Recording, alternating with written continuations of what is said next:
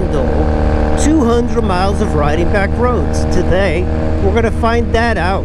There's nothing like the rumble of a parallel twin between your legs on a back road. Just listen to this bike purr. That's 38 miles an hour right there. First of all, this bike handles better than what most people think, but it's very slow. The top speed on this thing is about 70 miles per hour. You know, an interesting thing about riding a small bike like this, they're more fun than what you would expect. But also, here's another thing. When you ride the Rebel 250, Ninja 250, other riders always assume you're a beginner. So you have 20, 30, 40 years of riding and you get a Rebel 250, all of a sudden you're the guy that's learning and you're going to get a bunch of advice from them, which is interesting. And it is nice to hear what people have to say, because most of the time they're right. You know, maybe a Rebel 500 would be nicer, or a Rebel 1100, but I like the little miniature Rebel. You know, this bike really feels good at 45, 50 miles an hour. Anything above that, it feels like it's going to shake itself to death. It's just not meant for going very fast. So when you get on a bike like this, like a cruiser style, you're just not going to be wanting to go much faster. You can go into corners fairly fast and it handles well, without having fear for the rear kind of spinning out or anything. And it's got enough engine braking that it'll slow you down for the curves without using your brakes. But this bike, after it warms up, it's very smooth. And look at this, I'm doing full gas. Full gas.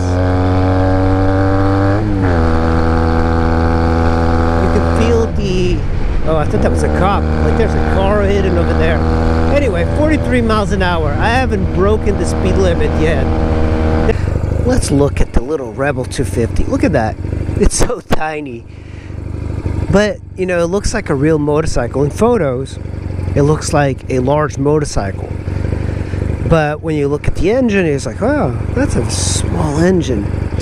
You know, you really appreciate this when you're riding around the city because of the lightness. It is very light. I think it's like 300 something pounds.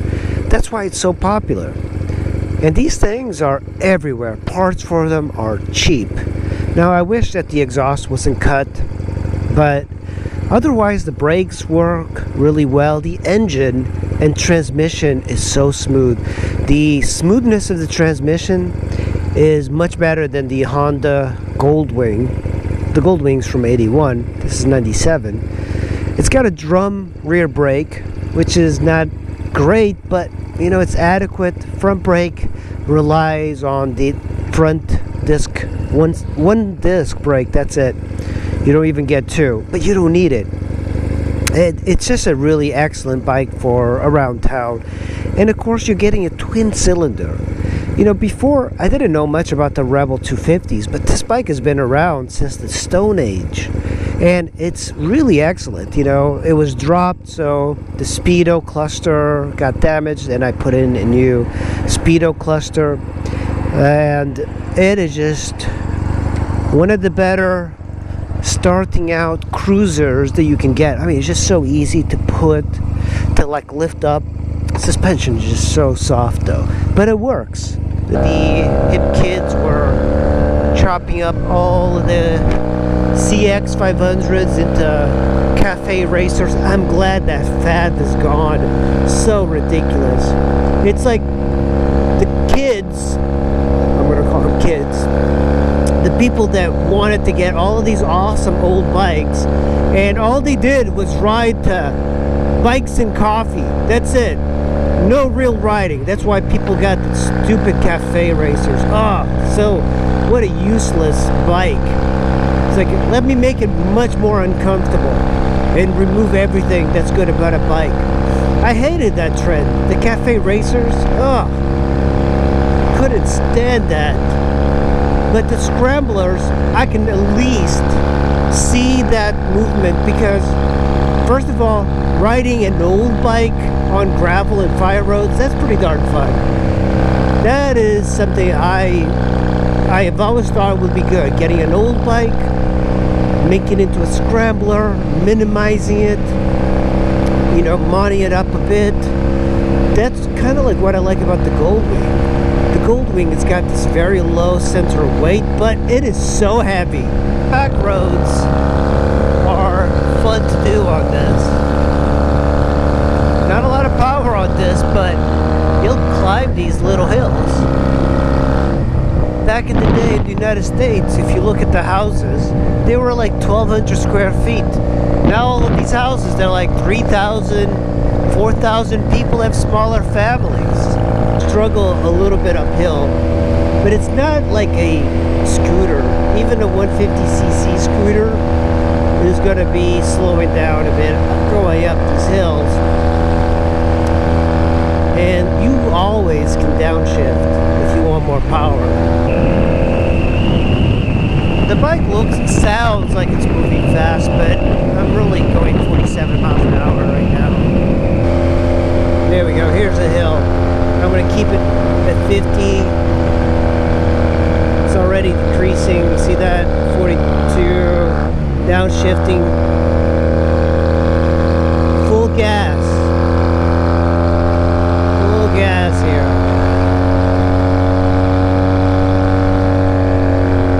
Oh my god. Full gas.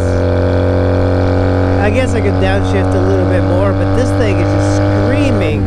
And people are going like, man, he's really speeding. I'm going like 45. Let's see how she is on gravel.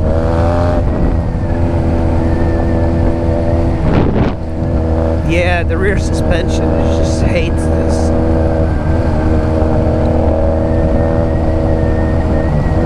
Oh my god, the rear suspension is just so bad. Even in gravel, it's bad.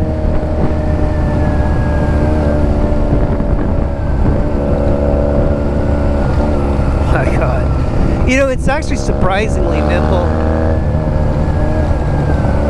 Surprisingly nimble. Thanks, buddy. Off-road, it's stable. That's nice. It's actually stable at speed. That's the thing, around this area there's like a lot of these Civil War kind of battlefields. I think maybe on the West Coast it might be a novelty to see this sort of stuff, but there's a lot of that here. Look through the corner, slow down before you get to it, and then go through. You don't want to hit your brakes at all because that upsets the suspension. And when you have horrible suspension, you need it to be at least as smooth as possible. The Heron with a... Oh my god! I almost crashed. Oh my god, I hit the... Oh my god, that was crazy. Oh, that was close, guys. I wanted to show you this heron that's got a fish on its beak now. I almost like kill myself. Yeah, this bike is pretty fun off-road. Every road looks different on a different bike, and this one is so short, it feels so weird. It feels like the roads are much bigger.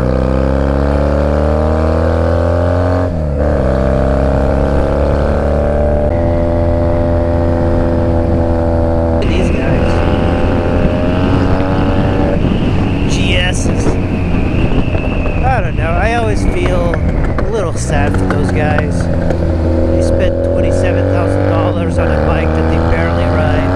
Of course, I don't really know, but a Ninja 250 is probably faster and more reliable than those.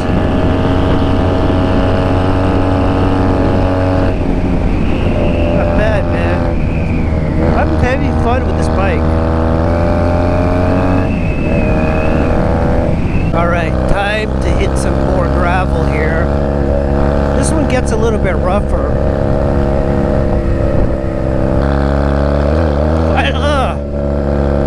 Look at these guys. A trike and a cruiser. Man, that's a big trike.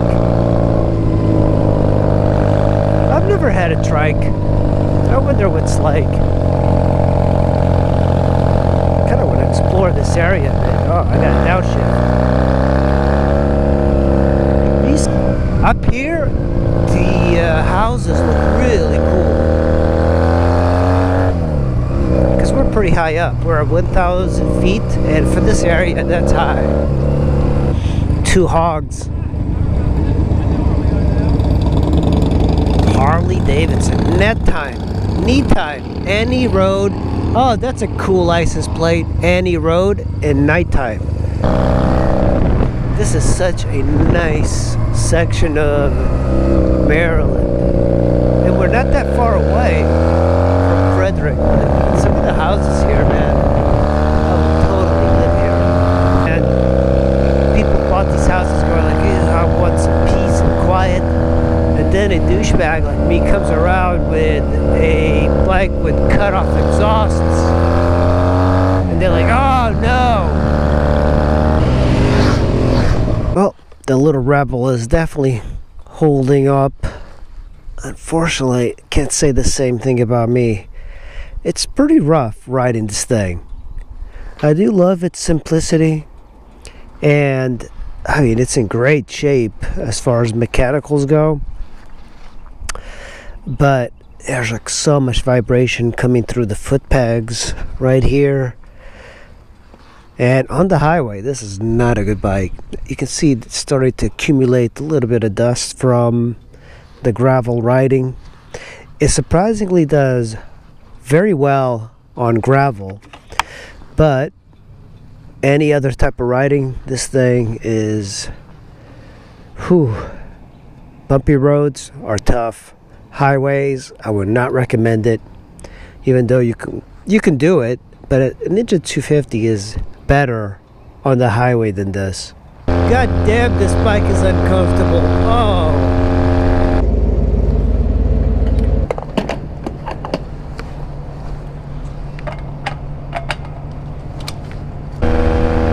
Man, you know, one thing I found, if you sit on the rear passenger seat, you can stretch your legs out just a little bit. Well, we're nearing 200 miles on this bad boy.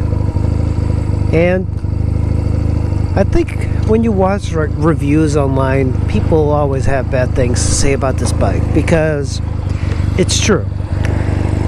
The suspension is bad. Brakes are bad. Not bad, it's just, it's a budget bike. This is a budget bike for new riders. So, of course, everything is low end. Brakes, everything. But the engine and the transmission work really well on this bike. I'm very surprised. I've never been into the cruiser style, but this is a excellent entry-level cruiser for new riders. And if you like commuting on a cruiser style bike, this is really good. Very nimble. That large wheel in the front helps. You know, the rake of the front forks also helps stability. You see this, the amount of distance between the axle and the frame. I actually like a shorter type of rake because I like the sharper steering. But this one, it feels like a very solid bike. You can get something like this for like $1,000, $1,500. You can ride this thing until the wheels fall off. It really feels like it's a solid bike. And I've seen guys who have done really great projects on this, like the Bobbers, the Scramblers, the Cafe Racers, and it's a cheap bike to do it on. It doesn't require a lot of things. Everything is very accessible. No fuel pumps, no liquid cooling, just an engine and a good transmission. So that's it, guys. That's what a 200-mile ride on the Honda Rebel 250 looks like. You know, I'm a little worn out, but it's definitely doable. All right, guys, I'll see you on the next ride. Thanks for watching.